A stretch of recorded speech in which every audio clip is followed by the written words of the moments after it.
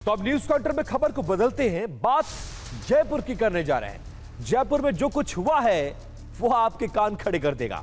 Paramedical नकल गिरोह का पर्दाफाश किया गया है। जयपुर में पैरामेडिकल परीक्षा में नकल का खेल बेनकाब हुआ है। लाखों रुपए लेकर 45 छात्रों को यहां पर नकल करवाने से और नकल के जरिए पास करवाने की पूरी प्लानिंग की गई थी।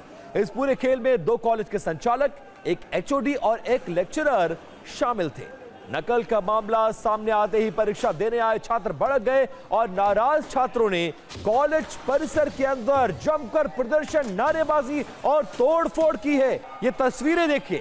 प्रदर्शन के दौरान छात्रों ने कुर्सियां फेंक दी और परीक्षा को तुरंत रद्द करने की मांग पर अड़ गए। छात्रों के जबरदस्त हंगामे के बाद इस परीक्षा को रद्द कर दिया।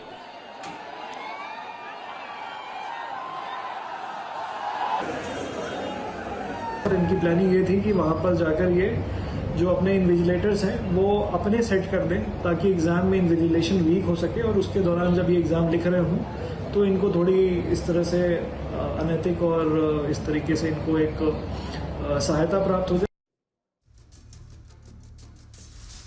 अब इस नकल गिरोह का पर्दाफाश कैसे हुआ ये भी आपको बताते हैं। अब देखिए हुआ क्या। 27 जून को पुलिस को एक गुप्त सूचना मिली और सूचना देने वाले ने परीक्षा में गड़बड़ी की बात कही। खबरी ने बताया कि एग्जाम सेंटर मैनेज्ड है और जिन छात्रों ने 5-5 लाख रुपए दिए हैं, ऐसे 45 छात्रों को पूरा एग्जामिनेशन नकल करवाया जा रहा है। पुलिस ने 2 अभियुक्तों को मामले में गिरफ्तार किया और उनके कब्जे से कई डायरियां बरामद हुई हैं। छात्रों के नाम और वसूली गई राशि का पूरा हिसाब उसमें लिखा गया है। उसके बाद एक एक कर नकल रैकेट की यह पूरी साजिश उजागर हुई है। अब महाराष्ट्र में टीटी की परीक्षा भी लीक हो गई है। इस पूरे मामले में पुलिस ने मुख्य अभियुक्त विजेंद्र कुमार गुप्ता की पत्नी सुमन कुमारी को गिरफ्तार कर लिया है। सुमन कुमारी की गिरफ्तारी बिहार के पटना से की गई है। इसका भी बिहार कनेक्शन। पुलिस सुमन कुमारी से पूछताछ कर रही है और मामले में उसकी भूमिका की जांच कर रही है।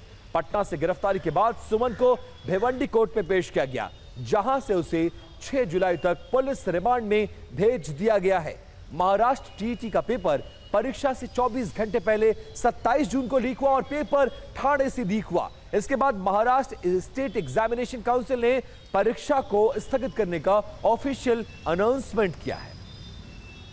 अब देखिए, महाराष्ट्र पेपर लीक मामले में पुलिस ने 3 अभियुक्तों को पहले ही गिरफ्तार कर लिया है। अभियुक्तों से क्या क्या कुछ बरामद हुआ है उसको ग्राफिक्स के जरिए समझाते हैं। इन अभियुक्तों का चेहरा तो आपको नजर नहीं आएगा, लेकिन यही वो किंगपिन है जो महाराष्ट्र में टीटी की परीक्षा मैनेज करने में लगे हुए थे, पेपर को लीक करा रहे थे, लेकिन अब ये पकड़े गए। अब ग्राफिक्स के जरिए आपको बताते हैं कि 3 अभियुक्त इस पूरे मामले में गिरफ्तार हुए हैं।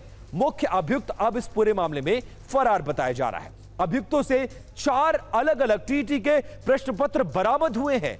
करोड़ों रुपए के लेन देन से जुड़े दस्तावेज, कई डायरियां बरामद हुई हैं। कई सारे बैंक चेक, एटीएम, आधार, पैन कार्ड भी इनके कब्जे से जब्त किया गया है। जांच में क्या कुछ सामने आया जरा वो जान लीजिए।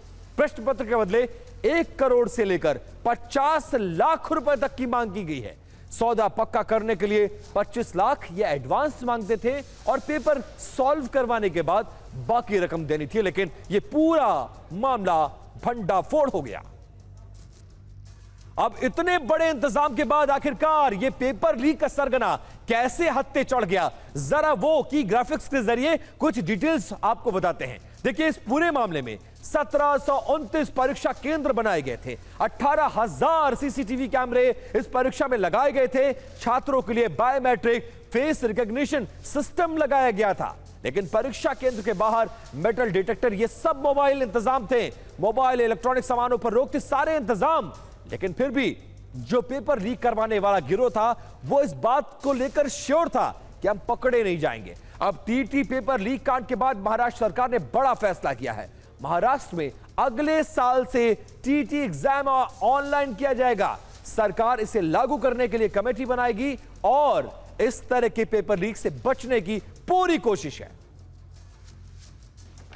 पुढील वर्षापासून टीटी व अन्य सर्व परीक्षा पूर्णतः पारदर्शक व शिस्तबद्ध वातावरणात ऑनलाईन पद्धतीने पार पाडण्याकरिता